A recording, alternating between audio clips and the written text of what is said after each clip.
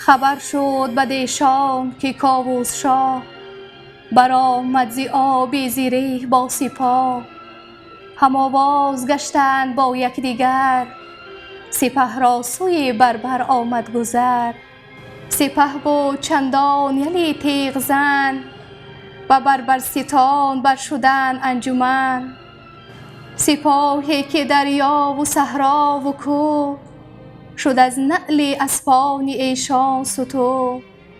نبود شیر درنده را جایگاه، نه پیلی ژیان یافت بر دشت راه. پلنگ از بر سنگ و ماهی در آب، هم اندر هوا ابر و پران و قاب. همی راه جستند و کی بود راه، دد و دام را بر چنان جایگاه. چو کاووس لشکر به خشکی کشید، کس اندر جهان کوه و هامون ندید. جهان گفتی از دیر و از جوشن است، ستاره ز نوک سنان روشن است. ز بس خود زرین و زرین سپر، به گردن برآورده رخشان تبر. تو گفتی زمین گشت زری روان، همی بارد از تیغ هندی روان.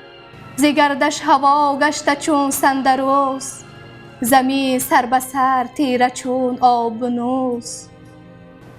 بدرید کو از دمی گاودوم، زمین آمد از سوم اسپان به جوم. ز بانگ تبیره به بربرستان، تو گفتی زمین گشت لشکرستان. برآمد ز ایران سپه بوق و خوس، برون رفت بهرام و گرگین و طوس. وز آن سو که گودرز کشوان بود، چو گیو و چو شیدوش و فرهاد بود. فکندند بر یال اسپان اینان، به زهر آب دادند نوک سنان. چو بر کوهه زی نهادند سر، خروش آمد و چاک چاکی تبر. تو گفتی همی سنگ و آهن کنند، وگر آسمان بر زمین برزنند.